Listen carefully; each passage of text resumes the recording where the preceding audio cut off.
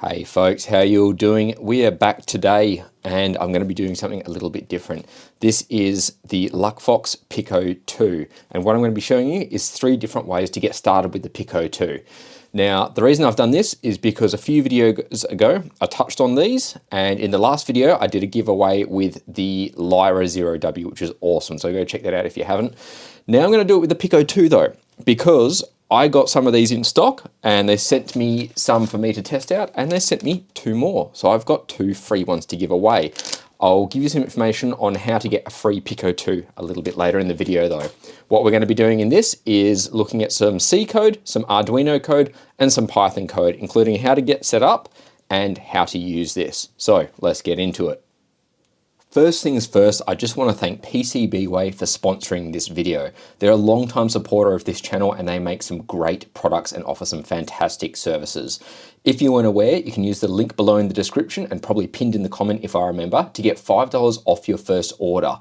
Now, they do that to support me and this channel and to support you, but what that means is if you use the prototyping service to do 100ml by 100ml, 10 pieces or less, it's basically free because you get the $5 discount and you just pay shipping, which is cheap as chips. But even if you don't need any PCB services, they do offer CNC machining, 3D printing, sheet metal, injection molding, and they do have a module store. So if you're just after electronic components like a new soldering iron or anything like that, they've got heaps of really cool stuff.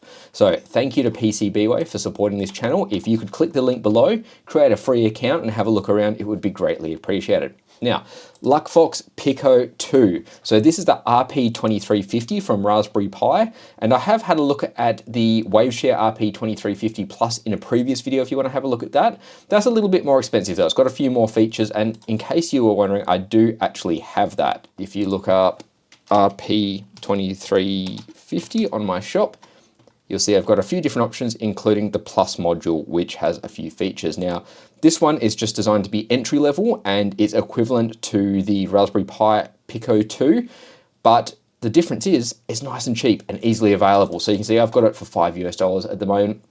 And the reason I'm doing this and what makes it different to the others is pretty much price and availability. You can see that it is available from some of my competitors for a lot more money.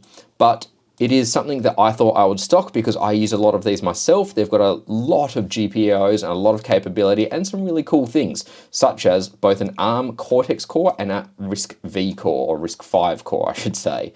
And that means you've got a few options available in what sort of programming you want to do, how you want to interact with it, and it also has these state machines that we will make use of.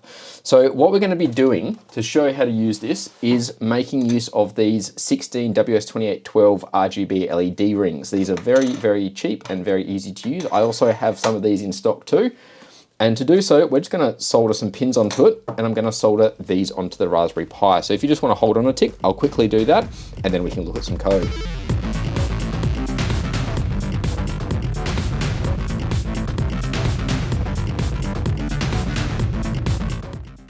All right, there we go. So we've used the V bus here, which is directly connected to the 5 volts that we get from the USB Type-C connection. I've then grabbed 28, as you will see on the back or in the documentation, which is, I just grabbed it because it's kind of in the middle. And then I've just grabbed a ground from down here, and I've spaced these out a little bit. Now, the cool thing about the RP2350 is that it's got an immutable bootloader. So you pretty much can't brick it. There's a reset button and a boot select pin and a boot select button. And what happens is when you hold boot select and plug it in or hit reset, it appears as a mass storage device and you just drop the compiled binary on it. Now you can compile it for RISC-V, as I said, or for ARM, and it's automatically going to detect what sort of binary it is and run it on the appropriate core. You can only use one of the cores at a time, but it does give you a lot of options, especially if you want to test out software that you want to make compatible with multiple architectures and things like that. Very, very handy. But if you have a preference or familiarity, that's also handy too. So as I said, we're going to show MicroPython using Thonny. We're going to show C code, which I'll compile at the command lines using a script that I wrote. And we'll do some Arduino as well, which is essentially C code, but we're going to do it in the Arduino IDE using the included library. So whatever your preference is, you can do that. Now, all of this is of course available on GitHub. I'm sharing the code that I'm using here. So github.com/platima/sbc images. you'll see in here I created an RP2350 folder and I've got my example code in that. Now, the important thing that you're probably wondering is how to get one of these for free. So I do have 2 for free, as I said. All you have to do is add it to the cart and then add, well, I've got some random stuff in my cart, and then add something else to your cart as well. So if we go and grab one of these WS2812B LED rings, I think I've got a few of them left. I do have more on the way though. So add to cart, then go to checkout and just put in free Pico 2. So as long as you, as long as you have more than the Pico 2 in your cart and hit free Pico 2, you'll get the free Pico 2. Now, I do only have 2 to give away for free, so first in, best dressed, but then you just pay the shipping as well, which is the standard Australia Post rates, and that's pretty good in Australia, and it's all right for overseas. Now, getting to the code, what we're going to want to do first is probably the C code, because it's nice and easy, and the way this is structured is there is the build commands.sh, which kind of just does everything for you. But you can see here, you're going to need the Pico SDK tools and the Pico SDK first. So to give you an idea, what we do to get that, I'll go into a different folder. I'll just create one called temp. This is, of course, Linux and Mac OS kind of oriented, but the Windows instructions are very similar. So I'd want to do git clone, I can't type, https github.com/Raspberry Pi, is that spelled right? Yes, it is, /Pico SDK. That's going to clone the Pico SDK into here. However, after we've done that, we do also need to grab everything that's in there. So we do git submodule, update init. That's then going to go through and grab all of the submodules and everything that you need. You do the same thing for the Pico SDK tools. However, in here, you'll also want to do that build Linux. And that's going to ask you for your sudo password because it's going to install all the necessary dependencies as well. But then, of course, once that's all done, if we go back to here, it's going to result in the binaries that you need. Now, if you're using VS Code and you install the extension, so you'll see in here, the other way to do it is, of course, install VS Code, and then you can use the Raspberry Pi Pico tool. So in here, if we were to create a new C/C++ project, it's going to come up and give us a few options. The way that we got to this, though, was under the extensions, searching for Raspberry Pi, if I can spell it, Raspberry Pi. And then you'll see in here, there is the official Pi Pico. That's going to install pretty much everything you need, the libraries, the toolchain, everything like that. So you can click down here, create a new project, and pick what you want, including what architecture you want it to be on as well. But we'll do a command line because I've done a few cool little things with that. And VS Code, if you want to know more about that, let me know and I might do a video about it. Now, if we're to have a look at the actual code itself, we'll go into Rainbow Demo, and you'll see there is 2 main files here. There's main.c and ws2812.pio. Now, PIO is the programmable input outputs, which are really cool. What these do, I believe Dimitri might have done an article about it. Yes.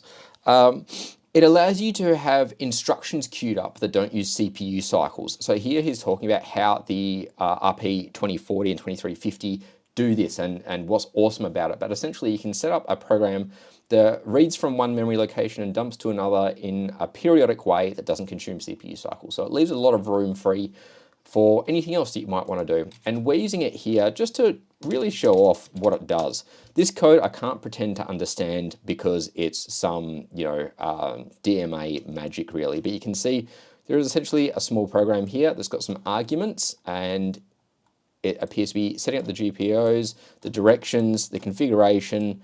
It's then out FIFO, something or other, something magic. And that's how it works. Basically, I really don't know enough about it. I actually used Claude to generate that for me, and it nailed it in one shot, which is why I also have that prompt there. So you can see the prompt that I used to generate this here. So giving it the example or the outcome that I want, how I want it, and what I'm doing. But if we then have a look at main.c, this one's a little bit more complicated, but it is kind of straightforward, and I've tried to keep it self-explanatory.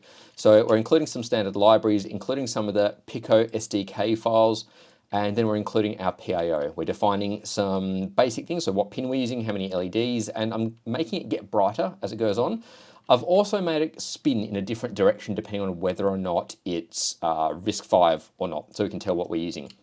There's a little kind of inline function I've created there.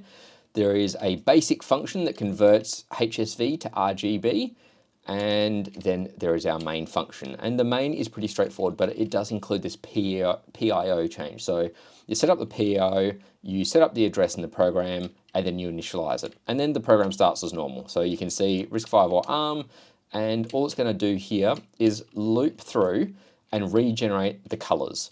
So there is a little bit of extra complex logic here. So the delay gets reduced in each cycle, and then it updates the LED in each cycle, and then it outputs what it's doing with a little sleep so that we're not hammering the CPU, even though that doesn't really matter.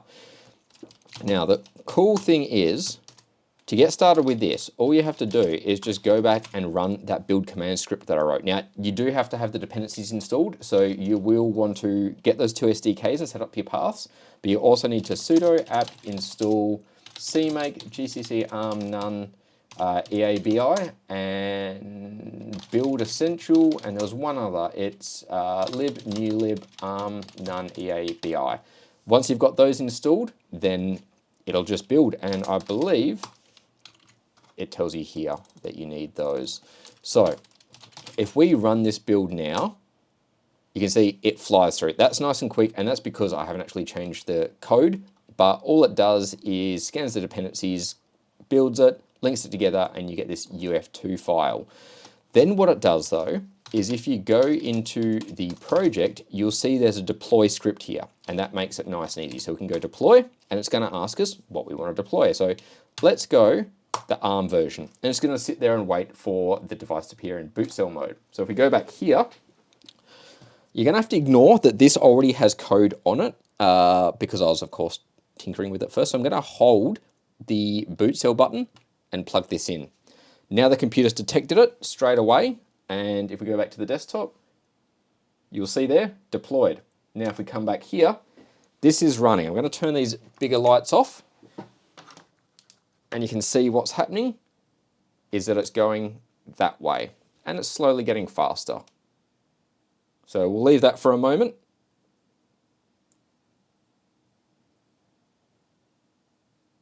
There you go, you can see it accelerating. However, if we come back to the computer, we do this again, and I'm going to do 2 this time. I'm now resetting it again. So, waiting for it, waiting for it. There we go, deployed. And if we go to the camera, you can see it's going this way now. So depending on whether we use the RISC-V build or the ARM build, we're reversed, we change the direction. And that way, you can tell what you're doing. You can write code that can work on multiple architectures, but you can also have code segments that are dependent on the architecture, just in case you ever needed to. So now, C code, nice and easy. And you can see you can create some cool effects with these. You could put something diffusing over it. You could, I believe Great Scott used one of these recently in one of his videos. They're very, very handy little things. Next up though, we'll want to reset it again. So, that is getting fast. I'm going to hold that and just hit reset. That's crashed because it's not doing anything. So the LEDs are just remembering their state. And this now, as I said, if we go back to the desktop, it just appears as a removable drive. So what I want to do this time is go to my downloads, Pico 2, and in the MicroPython folder is the MicroPython UF2 file. So this is just available from a link I'll put below because I don't remember off the top of my head, but to flash anything, even if we go back to our C code and we go into the built code, all you have to do is drag and drop it. And when you drop it, it ejects, and then it's already started doing its thing again. All you do to program it, nothing complex. So let's just quickly put that back into the mode that we want. Over here, it's going to appear again, and they do have links and information about it, which is fantastic. This is the immutable bootloader bit. If we go to the MicroPython file, this is MicroPython for the Pico 2. We can just drop that on. Now, anything that is meant for a Raspberry Pi Pico 2 or a generic Pico 2 will work with this. Now that we've dropped that MicroPython file on though, we can do something a little bit different, and that's with Thonny. Thonny is an awesome... Really? I thought I fixed that. Sudo chmod 666 dev tty acm1. There we go. So Thonny is a really, really awesome IDE for getting started with Python. You can see here, you've got a few options. So you can just run it on your computer. You can pick an alternative Python environment if you have them, or you can use what's connected or an alternate. So you could design this for CircuitPython, which is the Adafruit version. You can design it for MicroPython, which is really generic. And you've got some cool options there. But it's detected that we've got this plugged in to there, and you can see it's talking to it. What that means is we can just run commands straight on the board here, and you'll see if I hit the reset button right now, it's terminated. So we hit stop, and it's... I've got to figure out the fix for that, but it's reconnected. Now this code is very, very similar. These are all built into MicroPython, and these are standard Python libraries. We've got similar defines at the top. We're then initializing some stuff. We've got a very similar function in here. Now, what I haven't actually added is a brightness variable. All you do is just change these multipliers to adjust the brightness. I'm keeping it at quarter brightness. We then have much the same sort of stuff. So we're outputting some bits at the top. We're not going to worry about whether it's RISC-V or ARM at this point. We're working in MicroPython, and really whether this MicroPython code is running on either core doesn't matter to us at this point.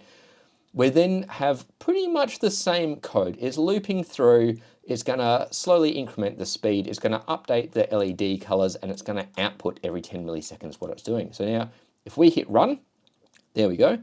We can see there is some code down there, and it's showing us the delay and what's happening. And if we go back to the camera, it's of course doing exactly what the C code did. But this gives us a much more interactive way of working with it. Now, in case you weren't aware, the code that we did in C does actually output, so we'll just need to read from the serial terminal, but I didn't bother doing that in this instance. And there you go. It's getting faster and faster, and it's going. So the difference is really, once you've dumped that MicroPython code on there, you don't need to worry about it and program anymore. You can just work within this environment here. And so again, all we have to do is go 256, 256, 256. And with MicroPython, there we go. Oh no, that was, I don't know if you picked up that mistake, 255. With MicroPython on here, you can also save your code onto the board. There we go, let's run that. There we go. Now we've got it nice and bright. So over here, if we go save as, it's going to ask us where we want to save it. So we actually choose to save it on the Pico, which can't do right now because that was running. Save as Pico, and we can put it on the Pico. Now I believe it's main.py. So if we save it on there, we can close this, and back over here, if we reset this, it just starts running straight away because that's the main.py file that's on there. Now that what we can do from there is we can go open and stop. Oh, my bad. Sorry, I need to do that again. Now if we go stop and we do open, we can open it from the Pico and we can reopen that code. Now we're working in the code off the Pico. So Thonny is really easy to use. Ignore this little error that I keep getting. That's just because of my setup on my computer, and I have actually added myself to the dial-out group, but this is a janky system that I do all sorts of fun stuff with. So again, really, really easy to use. The last thing that we want to look at though is Arduino. So if I go down here, look at my big head there, launch Arduino, and I've already got the code. Now, there are two things that you're going to have to do here. So, whoops, need to relaunch that. You're going to have to install the board into the boards manager. So to do so, I'll put the URL below, but you go into your preferences and you just stick this in there. Once you do that, it's going to make the board available to you in here. So you can search RP2350 and hit install. I've already installed it though. The last thing we want is the fast LED library. That's what we're going to use here because it is very, very efficient, and you just hit install. Once you've got those, this code's pretty much good to go. So again, it's on pin 28. We've got 16 LEDs of this type.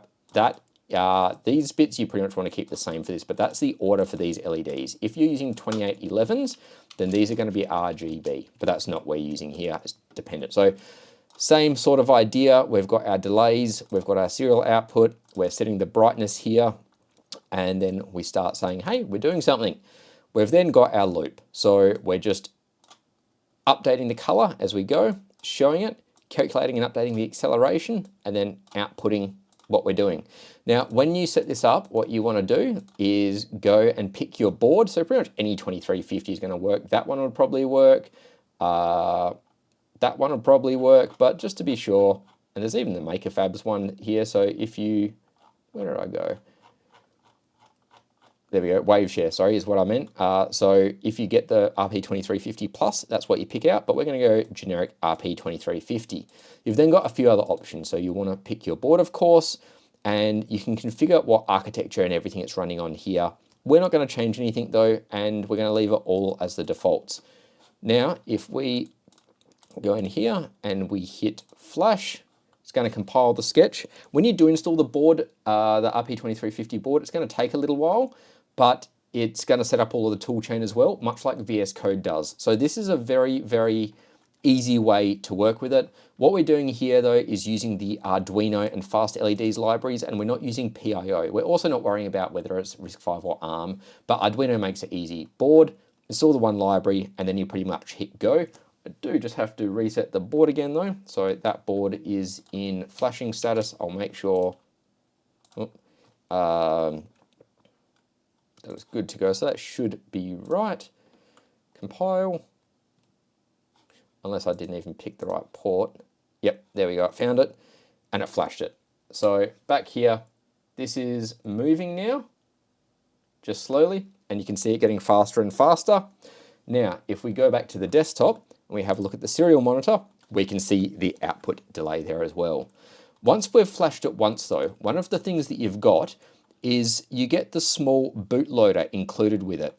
So this flash has the bootloader, and that means if we change something, so let's just say we start the delay at 10 milliseconds and we hit flash, this time I don't have to put it back into, pretty certain I don't have to put it back into the boot mode. It's gonna find it and trigger a reset and sort it out itself. Now, of course, when we come back here, it's already going, and it's already going fast. So the advantages that you get is with raw C code, you've got a very small, very optimized file and complete control. We're also using some advanced features like PIO. Then with Thonny or with MicroPython, you just flash it with the MicroPython file, and then you can keep working in Python. You don't have to re-flash it as such, and you can even dump your programs on there. Lastly, in Arduino, everything's kind of done for you. So you just install the board, install any libraries you need, start writing code, and hit go. When you go the first time, of course, you do have to do that, put it in flashing mode, but then after you've done that, you can just keep writing new code, and that's very much like how VS Code works. So we can even, we'll do one last example using VS Code. It's not one that I actually prepared, but it's one that should be really, really easy to do. Let's go in here and go new Pico project. Wait for the page here to load. And we'll go test. It's a Pico 2. We'll stick with RISC-V. That's fine. That's fine. We'll enable PIO. We'll enable console over USB. That is perfectly fine. And debugger will be debug probe. That's fine. So now if we go create, it's going to do all the things that it needs. And this is probably actually going to take a hot minute. And then it's going to create us the file. So we can start working in a directory straight away with the basic files. And they, of course, have access to all of the documentation and everything included in this extension that you can install into VS Code. I'm just going to give this a moment to install everything, and then we'll come back. Hold tight.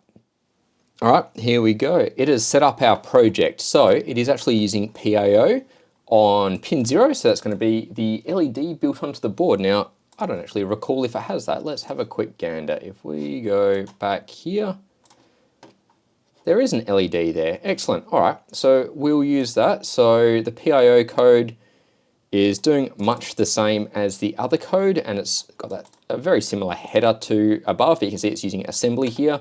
And we have this test.c file. So standard library, the SDK files, our PIO file.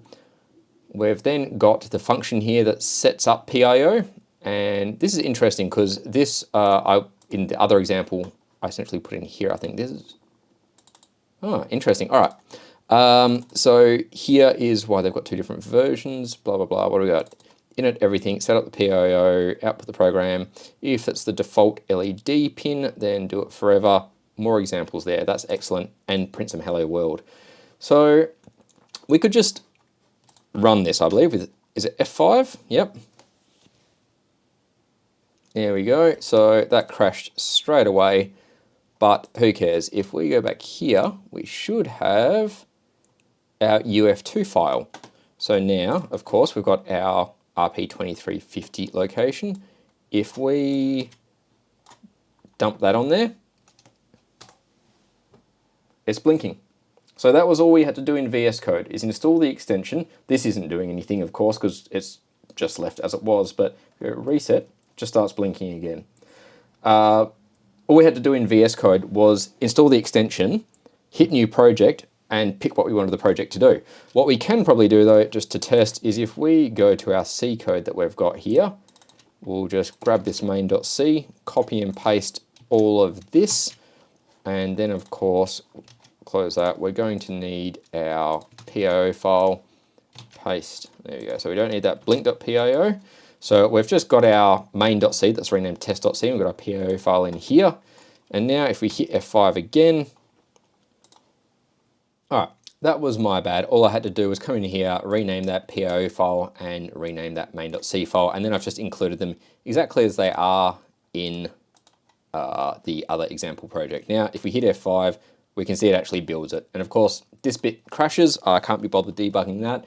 It's probably something really dumb like the debugger that I've picked, but that's perfectly fine because we again have our UF2 file here.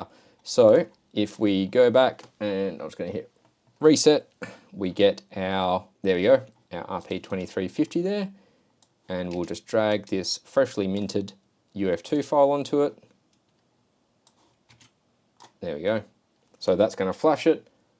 And if we come back to our camera, it's no longer blinking and it's rotating. So it is actually using the code that we copied and pasted from C. We're just building it with VS Code as opposed to building it with the build script that I put together.